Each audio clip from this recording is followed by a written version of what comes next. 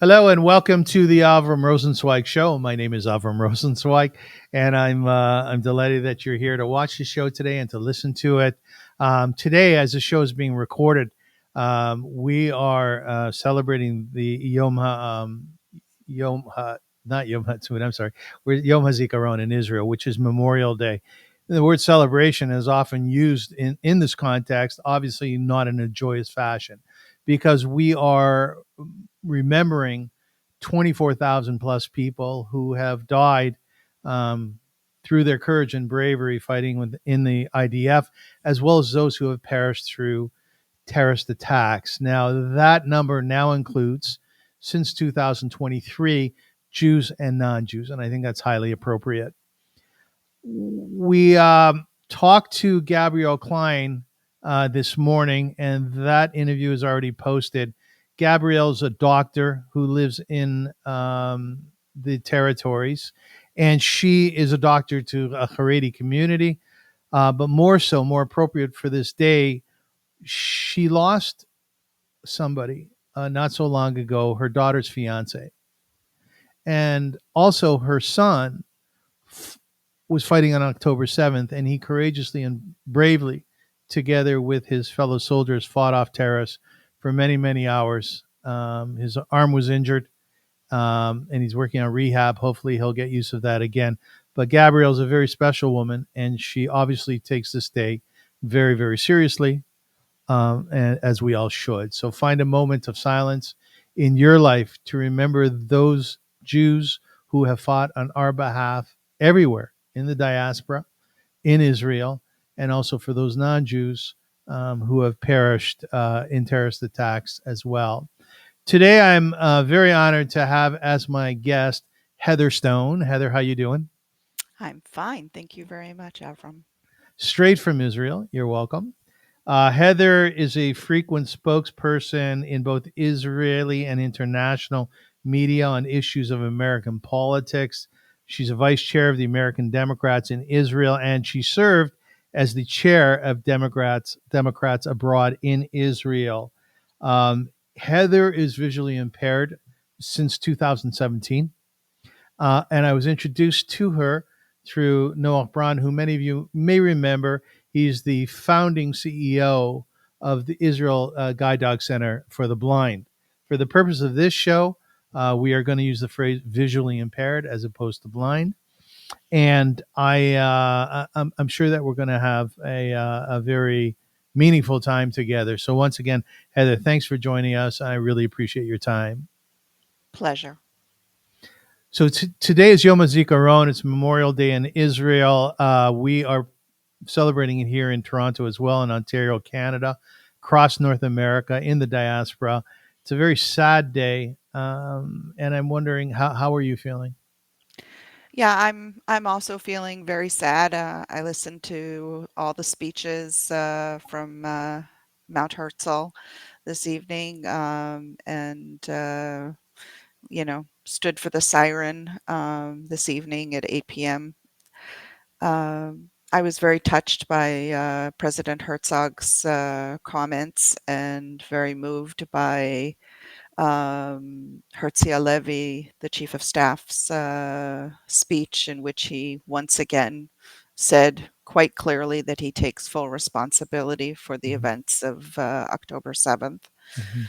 and that he carries with him the loss of each and every soldier who fell. And further to the things that you were just saying, Avram, I do want to say that among the soldiers who have fallen, they are not just Jewish soldiers, but they are also Druze and Yes, Bedouin yes. soldiers who have fallen. Truthfully. You made Aliyah many years ago, so Yes, in your heart 1990. mid 1990s. So your heart is in Israel. You were born in Washington, but you were raised in New Jersey. But at some point in time, you decided to move to Eretz Yisrael, our homeland. So, is there a personal component to this day? Is there people whom you know who have perished? I don't have any soldiers that I personally have lost, but this year is particularly hard. Um, I have a very good friend of mine who has been with me through Democrats Abroad and now in American Democrats in Israel, whose son was killed on Kibbutz Cholit on October 7th. So, I'm sorry. and so while he could have been deemed a civilian, he was actually in the civilian guard of the kibbutz, so he was deemed a soldier when he died. So he's considered among the soldiers who are counted for Memorial Day. Um, Did you call so her today? Did you speak with I her? did, I did, You of had a course. chat with her? Yes. How is Yeah. she? Well, she's a very strong woman, and she's been going. She's going to. She's supported by a lot of family, Hmm. so she's going through a hard year. It's a very hard year. To say the least, I'm sure. You know, we often hear the word strength. You just used it when it comes to Israeli mothers, Israeli fathers, the population of Israel. What is Israeli strength like? How would you define it? Israeli strength is actually in our resilience, I think, in our ability to get up every morning Yeah, and right. say modani, to say thank you to God that we're still breathing, and that our souls have been returned to us, and that we can keep going on, but that we also believe in life, and it is such a contradiction, the counterpart to what we are facing, this death cult in Hamas. We believe in life, and we will, the Nova, the tribe of Nova, the young kids who were dancing at that festival on Simchat Torah. They believe that they will dance again, Hmm. and we all believe that, yes, we will dance again. We Hmm. will be able to share music and laugh and enjoy and find our place to be able to find those moments of joy. A friend of mine just gave birth to twins. Mazal These are tov. these are moments of joy, moments of happiness. Friend of mine just had another grandchild. Mazal So tov. these are the things that bring us a moment of our resilience, looking at life. Heather Stone, is the mourning period in Israel, even metaphorically, less than it might be outside of Israel? Do you have to get over it quickly? No, I think. Well, in some ways, yes. In some ways, no. um, in the sense that we put up the headstone within a month. Yes. uh, there is that sort of finality that we go to the grave and we put up the headstone, and it's only a month, and it's not 11 months, which is so common outside of Israel.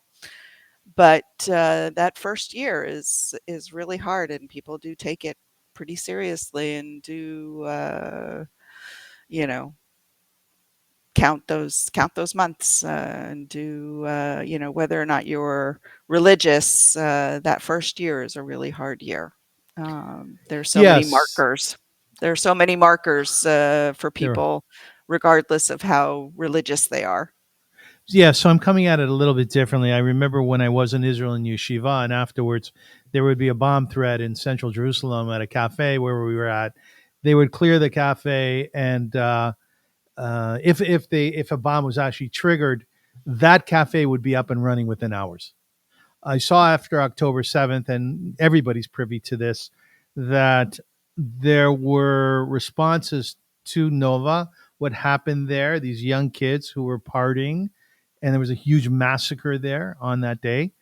But yet, within a couple of months, maybe it was 2 months, maybe it was three, there were markers put up where each person was killed, and there was singing and there was dancing there and in the kibbutzim. I think that's what I'm asking really is what is the soul of the Israeli that you're able to do that so quickly after such a tragedy? Well, I think part of it is that we won't let others deny us life. Yes. We have to live, and we're going to continue to live. And even even on Holocaust Memorial Day, there were Holocaust survivors who met with survivors from the Nova Festival Mm-hmm. who shared with the Nova survivors that they need to go on and they need to live. Mm-hmm.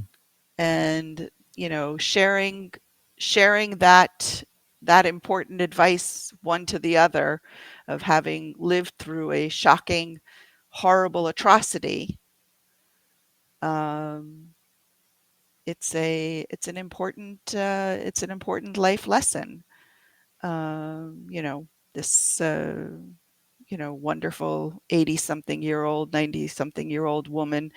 telling a 20-year-old, don't let them terrorize you. Yes, very good.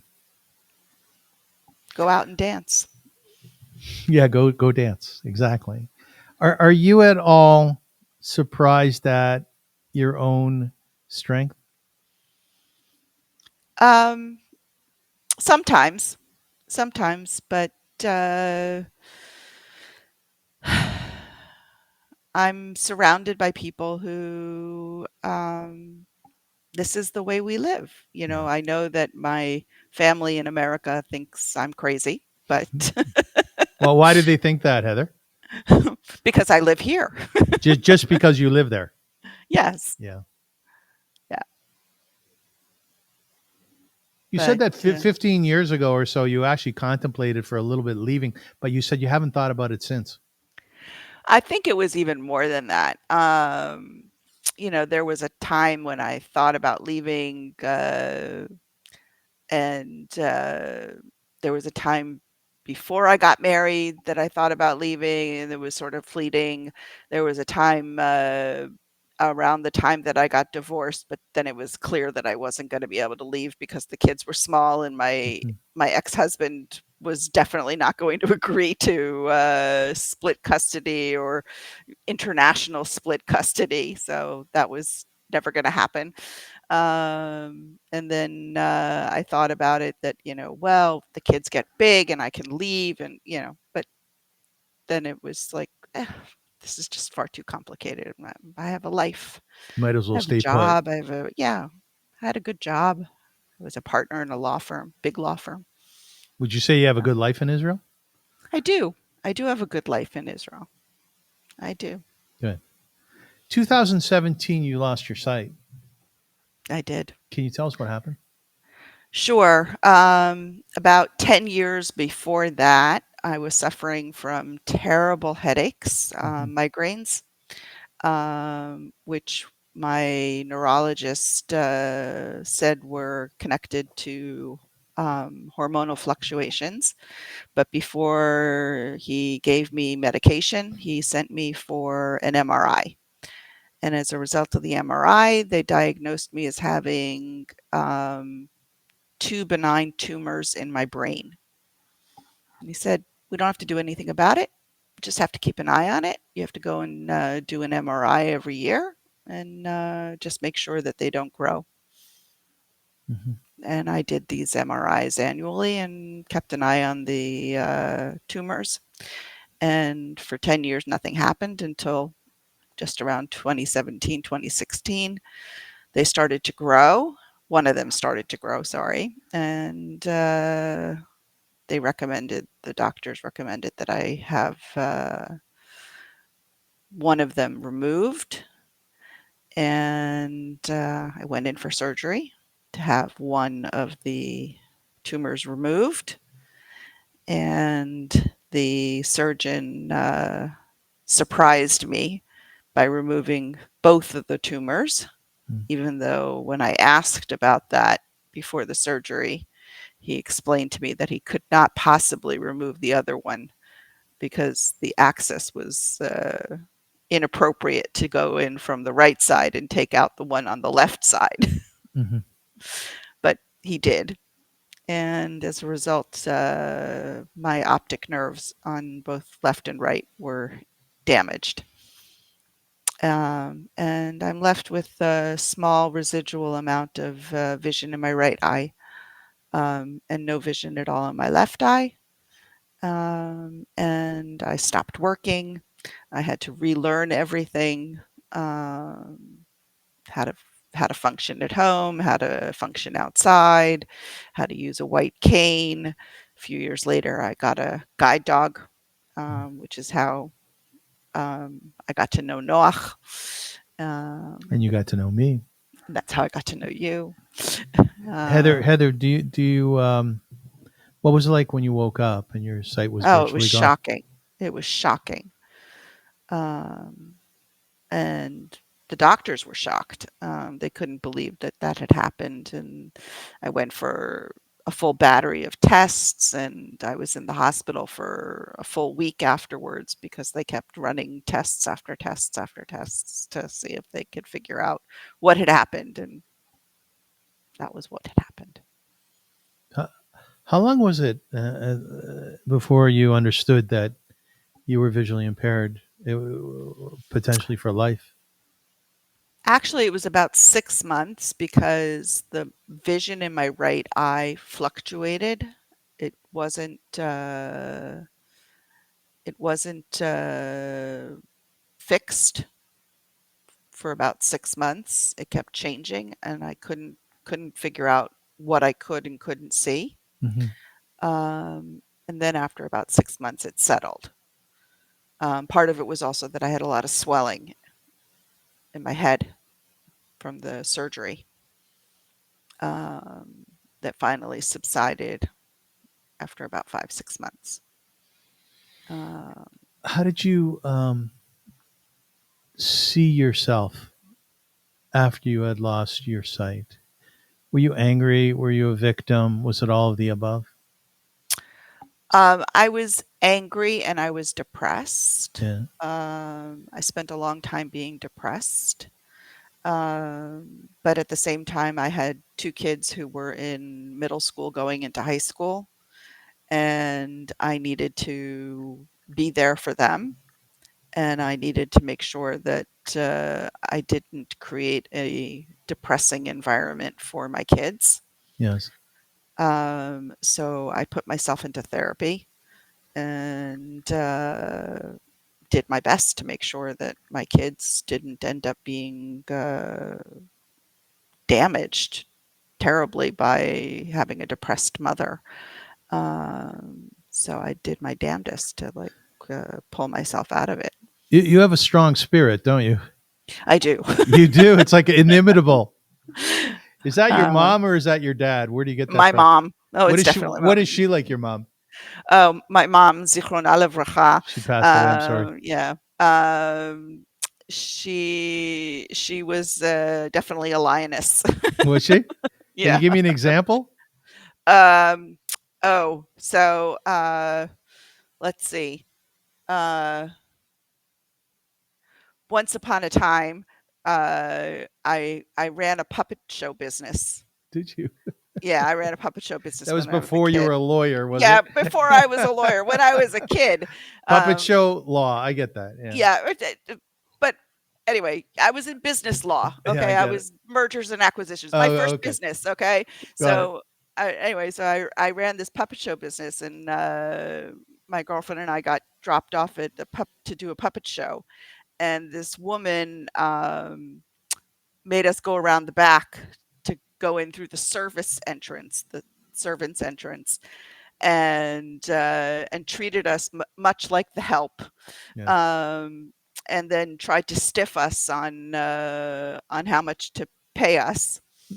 And during the service that we provided, which included not just the puppet show, but also helping with the kids and playing games with them and setting out the food and everything else, this one little girl comes up to me and says to me that she needs to use the bathroom. And so I take her by the hand and walk her over to the bathroom and turn the light on, ask her if she can go by herself or if she needs help. And she says she can go by herself. So I close the door, and all of a sudden this woman starts screaming that this bathroom's for show, not for go. The So show bathroom. Yeah, anyway, you get the picture. I do. And so my mother, when my mother heard that this woman tried to stiff us and wouldn't pay us what we were entitled to, okay, she figured out afterwards that she had a connection to this woman through one of her volunteer organizations. So she called up all of her friends who were in the volunteer organization, and they all showed up wearing tennis whites, gardening clothes, the worst of the worst. They were not dressed to attend a volunteer function. Not And they walk appropriately. in Yeah. and they go, "Oh, we got to see this bathroom." And then my mother walks up and says, "Oh, I understand you know my daughter." You gotta love moms, eh? Gotta Right. And love then she moms. comes home and she says, "I don't get mad, I get even." Good for her. Good for her. Well, was your mother with us when you lost your sight? No, She no, was not. And was your no. dad? Yes, How yes. did he deal with it? Oh, he took it really hard. He kept thinking that I was going to get my sight back and that Yeah. it was going to change, and he kept believing that it was going to change, and so it was very hard for him. Your daughters Ela and Josh, and they were littler than they are today when you lost your sight. What did you tell them? How'd they deal with it? I told him the truth. I Yeah. told him exactly what happened, and I told him that I was going to start to, you know, learn things differently, that I was going to not go to work. And I told them that they should not worry about things financially because I had insurance, Hmm. and that we would be just fine. Hmm. And Do you remember their responses? um, they were worried. They were worried about how it would affect their lives, like if they would have enough food, if they would have enough, if Hmm. we would have to move. Hmm. And I said, no, we wouldn't have to move, and that we would have food, and that we would have clothing, and that we would be perfectly fine, and that it would just take a while for me to like learn the things that I needed to learn. Do you believe in God? I do. Where do you see God in all of this? Um, I think that some things just happen, and that I don't know why. Okay, but these are things that happen, and that we have to we have to we have to accept them as a way of finding ourselves. And Hmm. so I accept it. Um, I have I've reached a different level of mindfulness. Let's put it this What way. level is that, Heather? Um, I I do not. I am.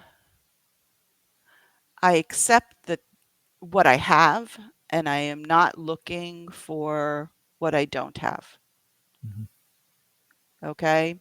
There are some things that I very much miss. I miss not seeing my children's faces, Yes. Yes. but I could spend all day being sad about not seeing so many things like sunsets um, or colors of trees or different kinds of greens or all kinds of things. Or not being able to read. I had a photographic memory. Mhm. And I had a very long time during my depression where that was a hard thing for me because I used to not have to really read. I could just skim something and it would be trapped in my memory forever. Mhm. But I accept that this is no longer part of me. If I were to ask you the top three things to identify who you are, as an example, I am a man, I am a father, I am a Jew. Is visually impaired up there in the top three? No, no. It was at some point, I imagine. It was Yeah. just after I lost my eyesight, but no. How are you different, if you're different at all, from those people who were born without sight? Do you have the memory, like in your I have mind? all the memories of You all can the see a things that sunset in your head. You can see a I can sunset. visualize it in my head. I have all the memories. I have the memories of all the different pieces of art that I've seen in different museums, and I've seen so many. I've been to many of the great museums in the world, in London and in Paris and in New York, um, and in Tel Aviv In Tel and in Aviv. Jerusalem. Mhm. Um, I have great memories of seeing many things. Um, I carry that with me. If someone says to me that this reminds them of something, I can piece it together in my mind's eye. Do you touch your children's faces? I do. Yeah. How does that work? Um, Do you just run your hand? You run your fingers over there? I do, but it's not the same as seeing them. It's not the same. Yeah. Yeah. When you, at some point in time, after you had lost your sight, um, you were put in touch with the Israel Guide Dog Center for the Blind. And you went from walking with what you call a white cane to getting a guide dog, right? Was that a whole new world open up to you? That was amazing. How That so? was oh, walking with a white cane. I describe that as being, um, like looking for the next obstacle. Mhm. Um, the way that you use the white cane is that you move it in a semicircle ahead of you in order to figure out if there are any obstacles ahead of you. Mhm. When you find an obstacle, you tap with it to discern how big it is, how high it is, what its dimensions are, you know, how close it is. You spend a lot of time focusing on what that obstacle is Yes. in order to be able to determine how to go around it. Walking with the guide dog, you don't even know that there are obstacles. The Mhm. dog identifies that there are obstacles ahead and moves you slightly to the left or slightly to the right. You don't even really notice that you've moved a little bit left or a little bit right because it's just ever so much. And if you're walking close to the dog and you just move around whatever it is that the dog wants you to move around. And so you walk around a uh, a scooter that's been thrown on the sidewalk, Mhm. or you walk around a garbage can that you need to walk around. Maybe you smell it, but you didn't have to touch it or come anywhere near it. Um, it's just a completely different experience of walking, and it's much faster because you don't stop to figure out where it is and how far it is and how big it is. And Well, what are people like out there toward you? um, here in Israel, people are very kind, Mm. and they're generous, and they're helpful. I was recently on the street canvassing to encourage people to register to vote, which is Yes. something that I do regularly. Yes. I, You mentioned that. Yes. so I was out on the street registering people to vote, and I was standing there with my guide dog, and I was asking people, "Are you a U.S. citizen? Are you a U.S. citizen?" Yeah. And several people would say, "Do you need help?" I'm like, Right. "No, I don't Right. need help. I just I'm want to good. ask. I'm good. I'm Yeah. good. I'm trying to help other people." But it's nice that people want to help. Are there any schmucks out there? There are, Yeah. not so much here, but I do run into it, particularly when I've been outside of Israel. Um, People who, oh, actually, I've had that where some kids that that even here in Israel, where they are not paying attention and they like walk with their phones or whatever. Like my daughter said, "Oh, they're walking with their phone. They don't even notice that you're," and they like walk right into me. Do you take that personally? Are you hurt by it? I'm not hurt by it, but I mean, it's uh, it's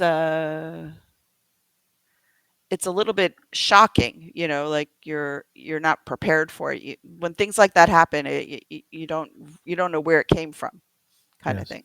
Yes. And that only happens when I'm without the dog. That's with the stick.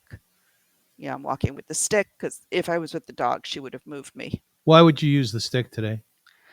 Well, first of all, sometimes I come back from some activity or something like that with the guide dog, and she's already finished for the day, and Hmm. she's already done her last business for the night, kind of thing, and she doesn't need to go out again. And so then I'll take the stick to go out with the other dog that Hmm. I have. Hmm. Um, um, Sometimes sometimes it's just because I've gone to some kind of an event like a shiva call, Hmm. and there'll be a lot of Orthodox or ultra Orthodox people, and I know that they'll be afraid of the dog, So you don't take your dog in? so I don't take the dog. Yeah. Okay. Your dog your guide dog is Schyler, and then you have Mhm. another sort of mini pincher, Lilly. Yes. Do you love them the same? Do you identify relate to them the same? They're different. Lily is like an emotional support dog. She sits on me. She's like Right. attached to my hip, Right.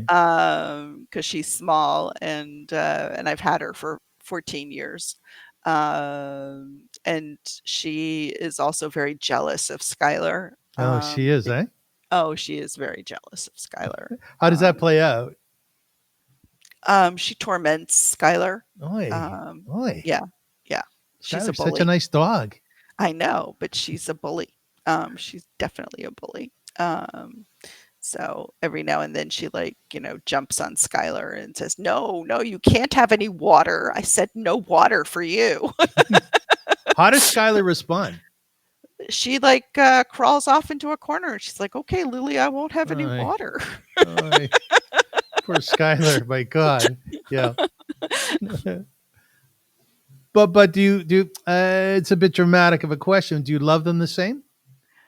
I love them differently because they're different dogs. Hmm. Um, but and you can't just have like Schyler sit on you. Okay, she's too big.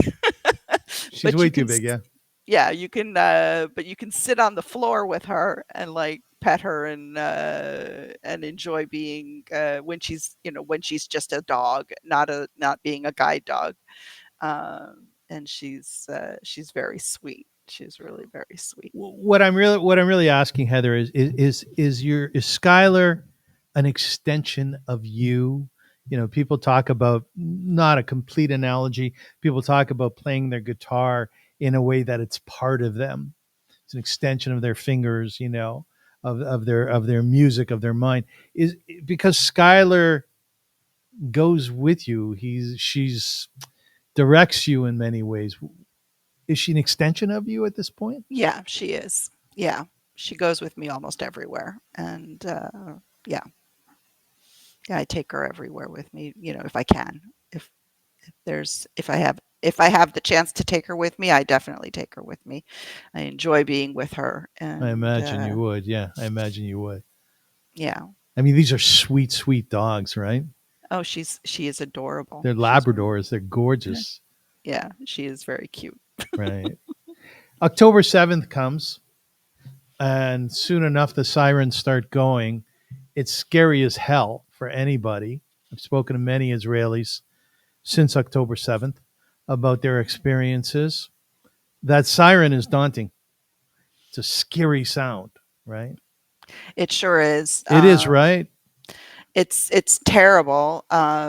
And with the two dogs, I have to say that Schyler immediately learned that she needs to go into the safe room. Okay. Yeah, after like the first or after the second siren or something, that she learned immediately to go into the safe room. Lilly is getting hard of hearing. She's 15 years old. Mm-hmm. Well, she's about to be 15. So 14 years old, and she's her hearing's not so good.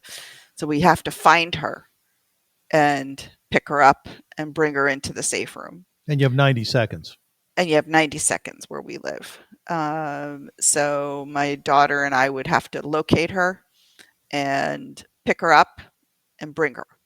So if she's like doing what she normally does, which is sitting on the couch next to me, Mm-hmm.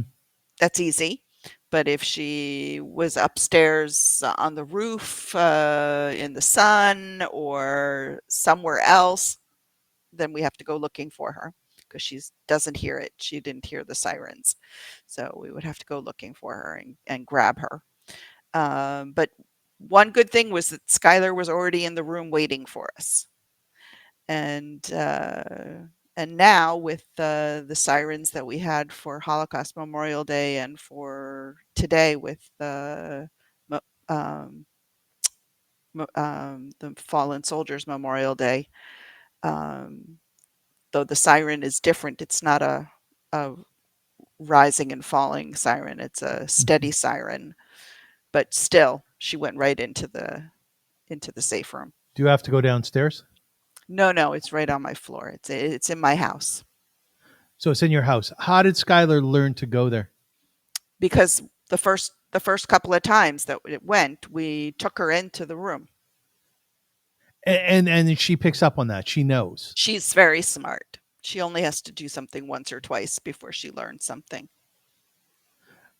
What is it like for you to have a guide dog in these times versus not having one? Oh, she's terrific. She's quite a comfort. I mean, and also knowing that she's with me if we're outside and there's a siren, I know Right. that she'll take me, to where I need to go. There's an interesting story that you told where you were outside and there was a boy who yelled to you. He knew who you were. You want to tell us that story? Yeah, I was outside, and I was walking Schyler with my daughter, and the sirens went off, and there was a boy who recognized me, and he called to me, and he said, "Come, come, come to our house," and we were already around the block from our house, so it was too far to get home in 90 seconds. Yeah. And he said, "Do you recognize me?" And I said, "I don't recognize you. Right. I don't see you." And he said, "Well, I recognize you. I helped you on the bus the other day." That's lovely. And he said, "Come into my house. Come to into my house. My mom will let you in." That's And, lovely. yeah, it was really You must lovely. have a special place in your heart for such people, such instances. Yeah, It's a lovely thing. it is. It is. He was a very sweet boy, and his whole family was very nice. Very nice. Did they give you food? They offered. We What are didn't the? stay that long. We were only there for about 10 You minutes. should have had some hummus or something. Does Schyler ever get afraid of the sirens? Nope, she doesn't get afraid. Lily does. She's afraid. She's afraid that why are we locked in the room and stuff like that. Because But I know my Max, I had a German Shepherd, was terrified of such thunder. Thunder freaked mm, him out. mm. So, what really blows people away is that the stuff that you do, which is greater than the stuff that I do. As an example, you are part of a bicycling group. Do you want to tell us about that? Oh, sure. It's a great bicycling group. It's called Raglaim B'Shnaim, and it's a bicycling group for sighted and visually impaired cyclists. The bicycles are tandem bicycles, so Hmm. bicycles for two people, Hmm. and the sighted rider rides in the front. Kind of obvious, I would hope. It's likely Um, a better strategy, no? yeah, Yeah. usually, though we were joking with the leader of the group that, maybe two visually impaired people would ride off together because we were just having a really good time Yeah. talking the other day. It's like, whoa, where are they going? we're You we're know, we're gonna take one of the bikes and we'll be gone. But in any event, that's great. That's great. but yes, so we ride with the sighted rider in the front and a visually impaired rider in the back. And I go twice a week. The rides are 3 times a week. This group rides in the city. So through all the parks along the promenade from Herzliya down to Bat Yam, and across Tel Aviv. Um, so it's a lot of fun, and I go on Mondays and Wednesdays usually. Uh, and tomorrow, When I ride my electric bike in my area, Shepherd and Bathurst, I go to Earl Bales Park, a gorgeous park. I look around. I'm constantly, seeing the flowers and the foliage and so on. When you're riding your bike in that tandem bike, what are you experiencing? well, the front rider often describes where we are and what we're passing. So they'll tell me, descriptively what buildings we're near or what part of the park we're in. But I can also hear um, the water. If we're near the water, I can hear the birds. They'll describe certain types of trees or plants or things like that, Hmm. that we're passing. They'll describe if there's like large groups of runners or people out exercising. So they'll share with me what's going on in the area so that I get a sense of the things that we're passing as we're riding. And we also talk about all kinds of things with going on in our lives, Hmm. Hmm. our kids, our jobs, Right, like normal stuff. Well, like normal stuff. when you're riding, does your as you ride, does your sense of the neighborhoods, the various different ones you go through, does it grow? Do you have a better understanding where you live? Yeah, since I was sighted before and we ride in areas where I actually used to live and where I used to work, and I actually know these places pretty well. So I ask oftentimes, I'm like, "Oh, isn't this the corner of such and such and such and Yeah, such streets?" And yeah, they're like, "Boy, you have a really good sense of direction." yeah. Right, right. That's good. I like Uh, that. so yeah. Do you go to shul at all? Synagogue? I go to a conservative shul. Yeah. As someone who's visually impaired, what is that experience like? It's hard for me because I can't read the prayer book anymore. Do you do Braille? No, I don't. I did not learn Braille. Why didn't you learn Braille? Um, it's just a really hard process to learn Braille in Hebrew at this I see. point. So What another thing that you did, which was very, very fascinating this Passover, you went to the secret forest in Cyprus. I did. Yeah, tell us about that experience. Sounds Oh, exciting. well, first of all, the owner of the secret forest is a fellow named Yoni Kahana, Yeah. who is originally from Netanya, Mhm. and he is 100% mensch. And if you have any chance to like look him up on YouTube or anything, I highly recommend it. He has done amazing things for people who have survived the Nova Festival, and for parents and family members who lost someone on October 7th. What's his last name? Uh, Heather. Kahana, Oh, okay. Yoni Kahana. I got it. Um, Maybe you can put me in touch with him. I would be happy to. He just opened his resort to them and brought people over to participate in this in his spa, um, and just made it into like a refuge for them. Hmm. And I was thinking, I want to go and do something for Passover. And why should I give my money to just any old Israeli hotel? I should give my Right. money to somebody who deserves it, who Yes. did a mitzvah, Yes. and he definitely fulfills that. So it's a wonderful place. It's in the mountains near Paphos and in Cyprus, and it is this lovely spa with sulfur baths and sulfur pools, and there's as much as you want. You can have mindfulness and yoga and uh, and Pilates, every day or not at all. You can go on trips. You can, meals. You can have drinks, fruit all day long, as often as you want. Did you take Schyler with you? I did. How was I that? did.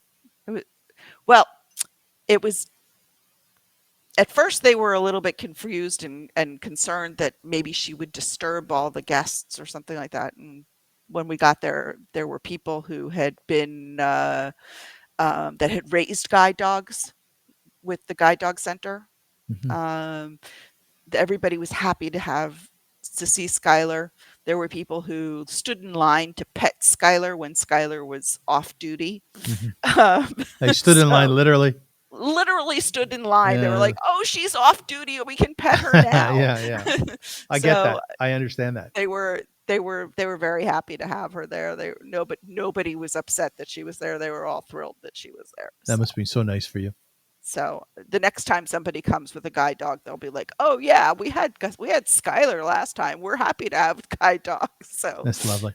Well, I think one of the things that I've garnered over my interviews with Israeli soldiers, with mothers of IDF soldiers, Chayalim, Chayalot, with Noah Braun, who's the CEO and founder of the Israel Guide Dog Center for the Blind, and many, many people since October 7th, is that the everybody seems to be playing a role.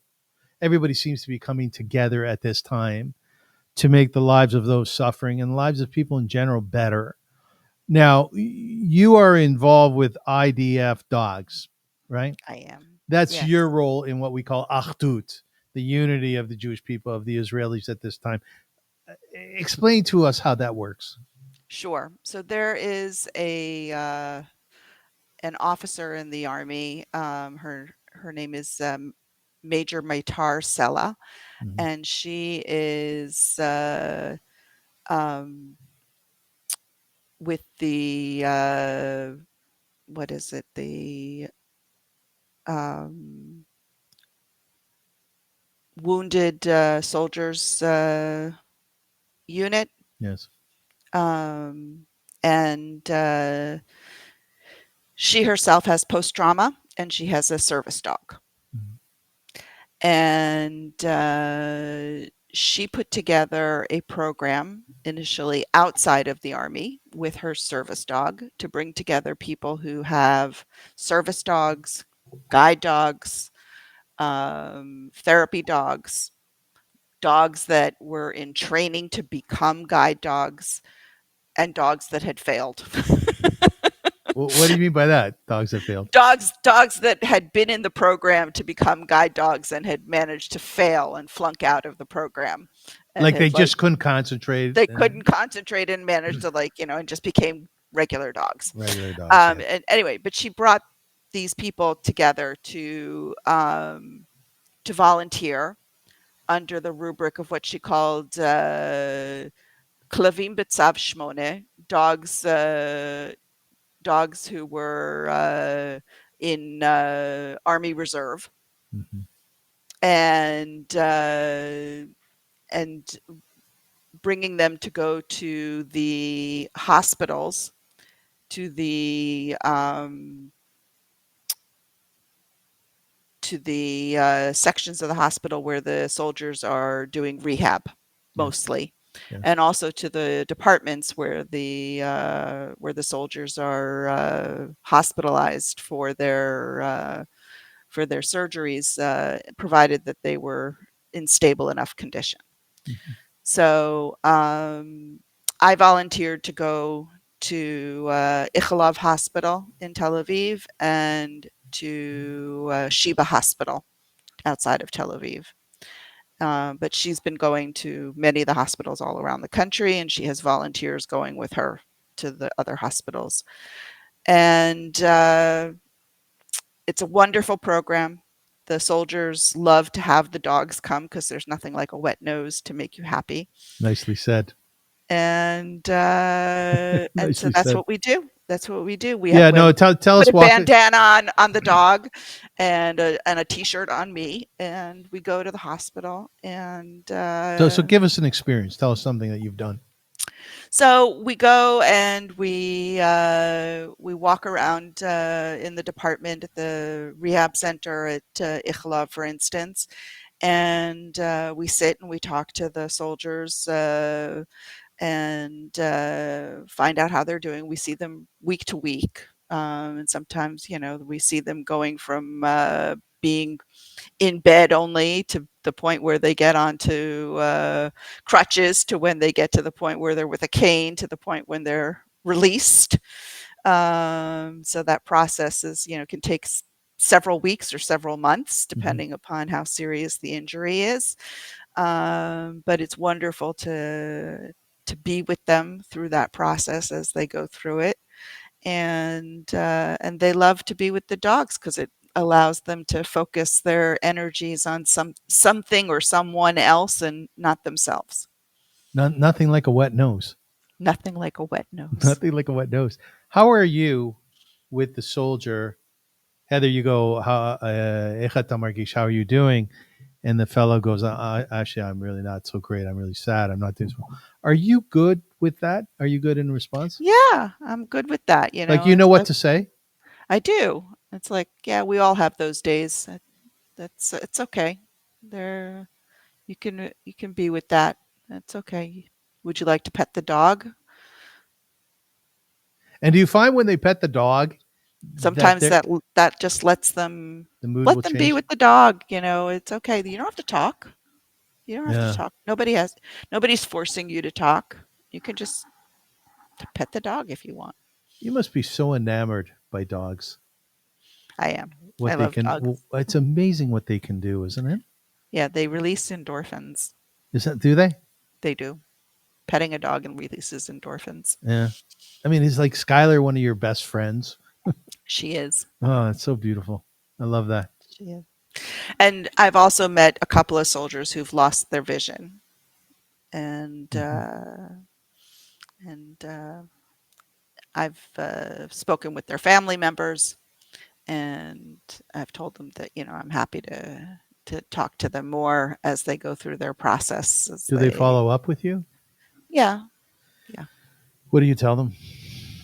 tell them that it's a process, that it's not something that happens right away.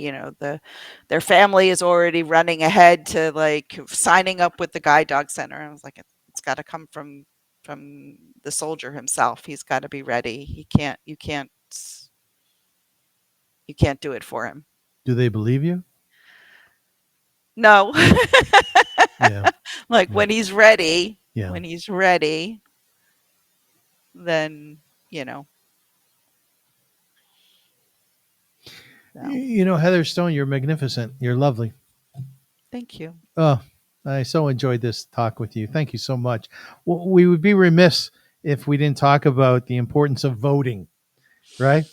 Which you asked me to Absolutely. mention. So, yeah, talk about that. Yeah, so I just want to remind everyone, particularly if you live outside the United States and you're a US citizen, that you have the right to vote no matter where you live. And you should go to votefromabroad.org and request your ballot. Yeah.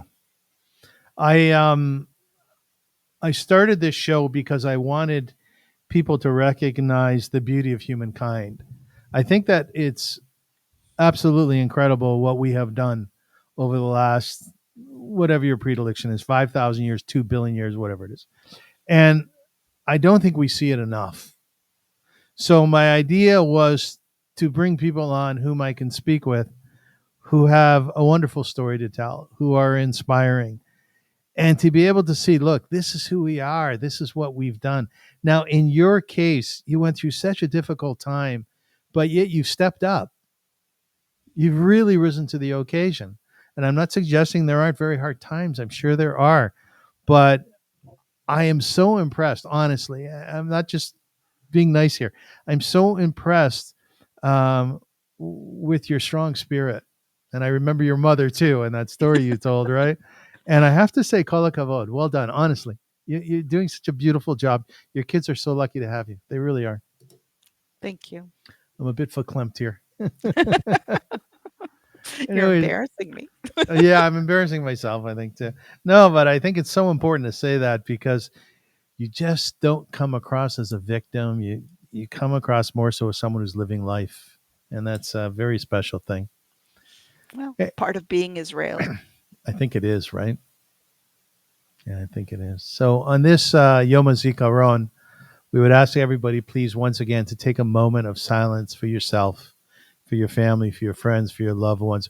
Remember those 24,000 people who have died for us. They've died for us. That's not hyperbole. Anyone who lives in Israel, they know it's a given. It's in their consciousness and their unconsciousness that we are here, and there is a good chance that something's going to happen. And it does. So we have to remember those people who were courageous and brave and stood tall, the parents, the grandparents, the families of all those individuals right now who have Chayalim, Chayalot in Gaza, next to Gaza, near Gaza, up in the north. It's not an easy time to be an Israeli Jew, to be an Israeli Bedouin. It's not an easy time.